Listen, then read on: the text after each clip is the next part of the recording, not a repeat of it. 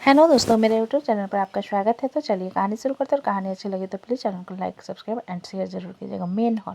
शैलेंद्र अवस्थी फलक के साथ रिसेप्शन पार्टी अटेंड करने के लिए आया हुआ था। शैलेंद्र जी की नज़र निधि पर जाती है, जो कि आए मेहमानों से बात कर रही थी। शैलेंद्र इधर उधर देखने के बाद निधि जी के पास जाकर उसके हाथ को सबकी नज़रों से बचते हुए पकड़कर कॉरिडोर की तरफ ले जाते हैं।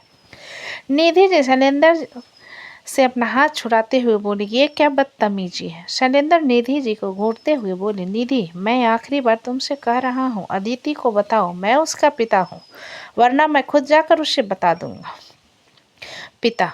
मजाक कर रहे हो तुम मुझसे? क्या तुम्हें पिता का मतलब ही पता है? मतलबी खुदगर्ज बुजदिल कहीं के।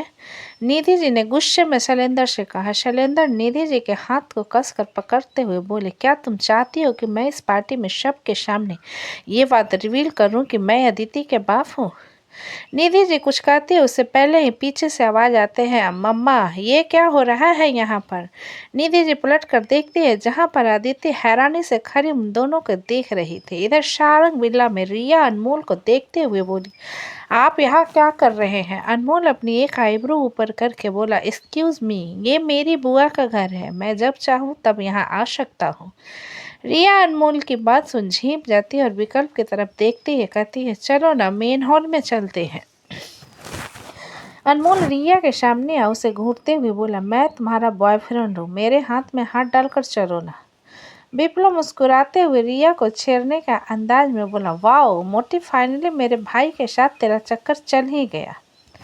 विप्लव की बात पर रिया उसे घूर कर देखती है और अनमोल विप्लव को घूरते हुए कहता है, तुम ना अपना ये बकवास वाला लैंग्वेज हम लोगों के सामने यूज मत किया करो।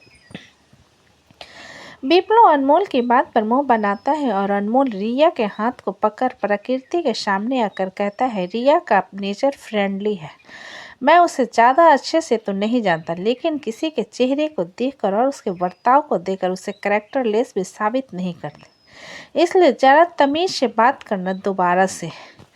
रिया अनमोल के दूसरे हाथ को पकड़ते हुए बोली, चुप रहो ना। अनमोल रिया को घूरते हुए बोला, मैं अपनी होने वाली वाइफ के खिलाफ एक शब्द भी नहीं सुन सकता। विकल्प कंफ्यूजन में अनमोल को देखते हुए बोला, आप कह कर आ रहे हो, मुझे समझ नहीं आ रहा। कैरेक्टर?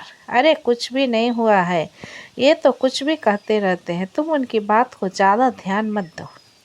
रिया ने विकल्प के ध्यान को अपनी तरफ खींचते हुए कहा। अनमोल रिया की तरफ घूर कर देखता है, वहीं विप्लव रिया को देखते हुए कहता है, मोटी, तू कुछ छुपा रही है ना, झूठ मत बोलना। अनमोल विप्लव के सवाल पर प्रकृति की तरफ इशारा करते हुए बोला, इस मोहतरमा से पूछो क्या कहा था इसने रिया से।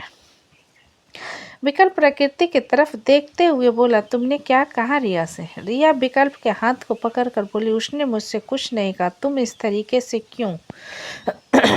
विकल्प रिया के हाथ को हटाते हुए बोला, तुम चुप रहो, मैं बात कर रहा हूँ ना। विप्लव पीछे से रिया के मुंह पर हाथ रख देता है तो रिया हिल भी नहीं पाती। अब सभी लोग प्रकृति को घूरने लगते हैं। प्रकृति उन तीनों की नज़रों को खुद पर महसूस कर थोड़ी सी घबरा जाती तो विकल्प प्रकृति के हाथ को पकड़ कर कहता है, प्रकृति, मैं कुछ पूछ रहा हूँ, तुमने रिया से क्या कहा है? मैंने खुद नोटिस किया था, परसों रिया की आंखें लाल थी और रो भी रही थी।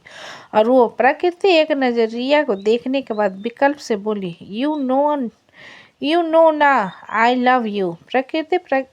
विकल्प प्रकृति की बात पर अपनी आंखें छोटी करके बोला, प्रकृति, मैंने तुमसे ये नहीं पूछा कि तुम मुझसे प्यार करते हो या फिर नहीं, मैंने तुमसे पूछा कि तुमने रिया से क्या कहा है। प्रकृति बिना किसी झिझक के बोली, मैंने तुम्हारी रिया को तुमसे दूर रहने के लिए कहा है, क्योंकि मैं उसे बिल्कुल बर्दाश्त नहीं कर सकती तुम्हारे पास।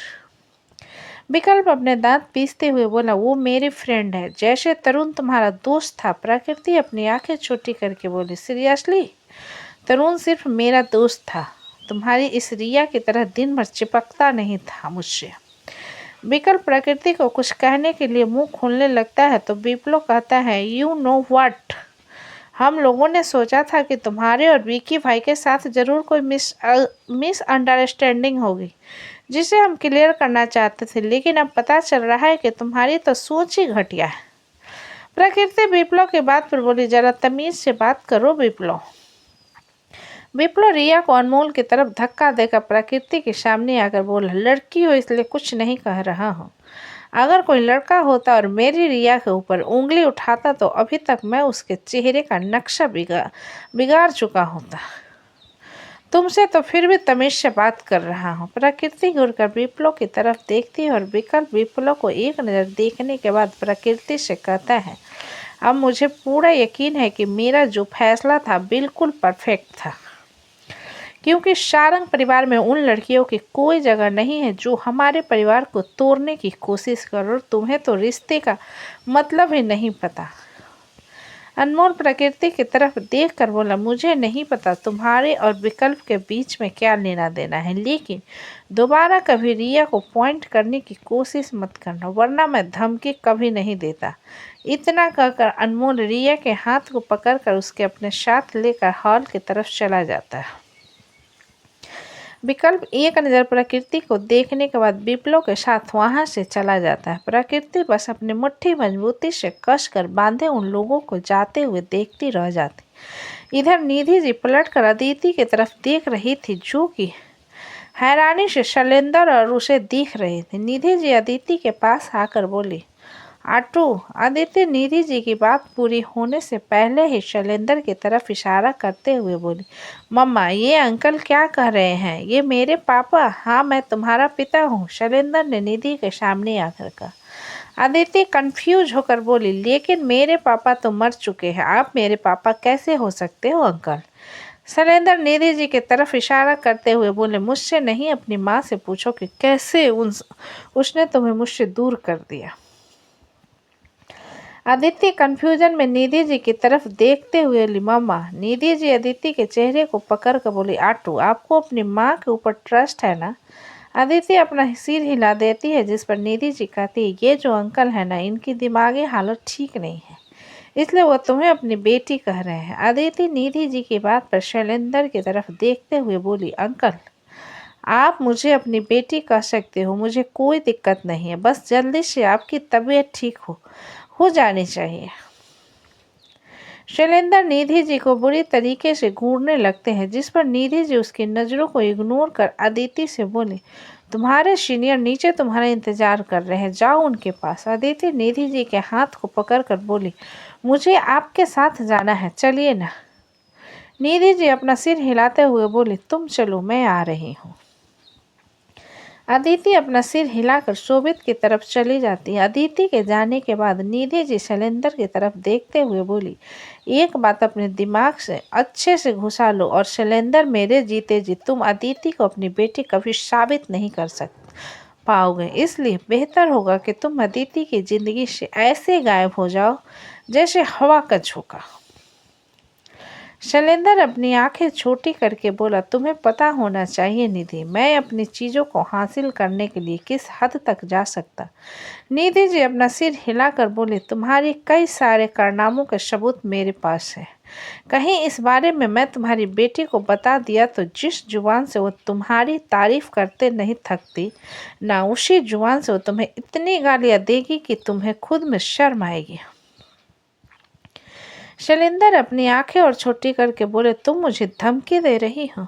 निधि जी शैलेंद्र को इग्नोर करके मेन हॉल की तरफ चली जाती है। शैलेंद्र निधि जी को जाता हुआ देखकर तिरछी मुस्कान के साथ बोले, शैलेंद्र अवस्थी ने कभी हार मानना नहीं सीखा निधि, और इस बारे में तुमसे बेहतर तरीके से और कोई नहीं जान सकता, और तुम बस देखती जाओ। इतना कहते हुए शैलेंद्र खुद ही मेन हॉल की तरफ चला जाता है। इधर मेन हॉल में सभी लोग आए मेहमानों को अटेंड कर रहे थे। मृत्युंजय भी मेहमानों से अपने एरोगेट अवतार में आकर बात कर रहा था। रिसेप्शन पार्टी में कुछ एक्टर्स, पॉलिटिकल और बिजनेसमैन भी आए हुए थे। विक्रम आरू के हाथ को पकड़कर उसे बने स्टेज पर लेकर जाता है तो सारे आए मेहमान उन दोनों को देखने लगते हैं। आरू विक्रम से अपना हाथ छुड़ाने की कोशिश करते हुए धीरे से बोली, छोड़िए ना मेरा हाथ। विक्रम मजबूती से आरू के हाथ को पकड़ते हुए बोला, तुम्हारा हाथ छोड़ने के लिए नहीं पकड़ा था मैं, मेरी चश्मिश। आरू अपनी आंखें छोटी करके बोली, मैंने चश्मा नहीं पहना है, इसलिए मुझे चश्मिश कहना बंद कीजिए। विक्रम हल्का सा आरू के कान के पास आकर शरारती आवाज में बोला, कल रात तुम्हारी थकावट के कारण मैंने छोड़ दिया था, लेकिन आज नहीं छोड़ूंगा। आरू हैरानी से विक्रम की तरफ देखते हुए मुंह बनाकर बोली, एक तो आप मुझसे ज़्यादा एनर्जेटिक है और सारी मेरी एनर्जी भी चूसना चाहते हैं। पीछे से विप्लव आते हुए बोला, क्या रोमांस की बातें हो रही है तुम दोनों में? विक्रम विप्लव की आवाज़ पर एक गहरी सांस लेकर बोला, मैं रोमांस की बातों के साथ रोमांस भी कर सकता हूँ अपनी बीवी के साथ, अगर तुम बीच में टपकू की तरह टपकते नहीं हो तो। विक्रम की बात पर मुंह बनाता है और आरू की तरफ देखते हुए कहता है, चश्मिश तुम बताओ, क्या तुम्हें भी मैं कबाब में हड्डी नजर आता हूँ? विक्रम आरू की तरफ देखते हुए बोला, तुम उसके किसी भी सवाल का जवाब नहीं दोगी। विक्रम की सीधी धमकी पर आरू चुप हो जाती है। वहीं विप्लव विक्रम को घूरते हुए कहता है, आपका बिल्कुल सही है, मेरी चश्मिश को डरा धमका कर रख रहे हैं। विक्रम विप्लव को कुछ कहता कि दामिनी आते हुए बोले, तुम्हारी बात करने के लिए रिसेप्शन पार्टी नहीं रखी गई है। मेहमानों को तोहफे देने के विप्लव दामिनी की बात पर बोला, मैं भी यहाँ पर खाली मुंह मारने नहीं आया हूँ, मैं अपनी चश्मिश और विक्रम भाई को तोहफा देने आया। इतना कहकर विप्लव एक बड़ा सा गिफ्ट का बॉक्स लाकर उन दोनों के हाथ में थमा देता है और उन दोनों से कहता है, शादी की ढेरों बधाइयाँ। विप्लव के एक्साइटमेंट को देखते हुए विक्रम उसे शक भरी नज़रों से देखने लगता है। तो विप्लव हल्का सा मुस्कुरा कर कहता है, मेरे गिफ्ट बॉक्स को कमरे में आकर अकेले में खोलना। विप्लव की बात सुनकर विक्रम को पक्का यकीन हो जाता है कि कुछ न कुछ बकवास ही इस गिफ्ट बॉक्स में होगा, लेकिन फिलहाल के लिए वो शांत ही रहता है।